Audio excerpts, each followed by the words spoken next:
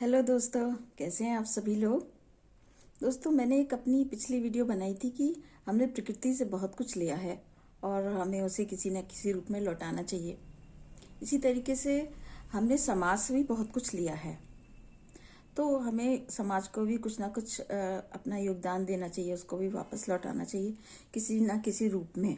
सबने ही कुछ ना कुछ लिया होता है, तो इसकी शुरुआत अगर हम अपने घर से करें तो कितना अच्छा होगा। सबसे पहले तो हमें ये है कि हमारे घर में जो सर्वेंट वगैरह आते हैं तो हमें उनकी भी थोड़ा सा केयर करनी चाहिए, उनको कुछ ना कुछ खाने पीने के लिए डोज देते रहना चाहिए, है ना। या फिर उनके अगर बच्चे पढ़ने वाले हैं या उनके घर में किसी भी तरीके की कोई उनको अपनी वो प्रॉब्लम शेयर कर रहे हैं तो उसमें भी हमें सहयोग करना चाहिए।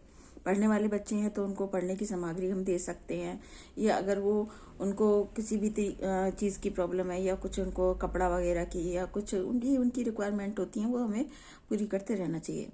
भाई वो हमारी भी तो हेल्प कर रहे हैं ना, हमें भी हमारी हेल्प कर रहे हैं तो उसमें भी वो अपना योगदान दे रहे हैं, तो हमें भी उनकी करते रहना चाहिए। किसी न किसी रूप में छोटी छोटी चीज़ें करके हमें करना चाहिए। अब ये है कि ये कि हमें हमारी उसमें संस्कृति में थोड़ा सा ये इकट्ठा करने की बहुत वो है कि भाई हम सामान को इकट्ठा कर लें।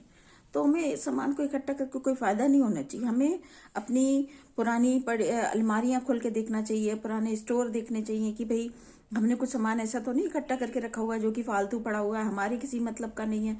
तो अगर हम उसको, मान लीजिए कोई बच्चों की साइकिल पड़ी है, मान लीजिए बहुत सारी चीजें ऐसी होती है अगर हम स्टोर में खंगालने जाएं तो कि ये हम किसी को दे के उसको हेल्प कर सकते हैं। जैसे आपकी सिलाई मशीन पड़ी हो और मान लीजिए काम वाली है, उसको जरूरत है, या किसी जरूरतमंद को उसकी जरूरत है तो वो आप दे सकते हो। अपनी साइकिल पुरानी पड़ी हुई दे सकते हो। उस सामान को रखने से कोई फायदा नहीं है घर में, है ना। तो पुराना पड़ा सामान, अपनी अलमारियां खंगालिए कि अगर आपके अलमारियों में कपड़े अच्छे भी हैं बट वो आपको आते नहीं है या वो फैशन आउट हो गया है या कुछ चीजें, तो उनको रखिए मत, उनको एक जगह इकट्ठा कर लीजिए और किसी जरूरतमंद को दे दीजिए। जैसे कि मान लीजिए आप कहीं आश्रम वगैरह में दे सकते हैं, अनाथ आश्रम में दे सकते हैं, या इसके अलावा कुछ अपना सामान ऐसा गाड़ी में डाल लीजिए जो कि आप कहीं बाहर जा रहे हैं तो किसी जरूरतमंद को आप दे सकते हो, है ना।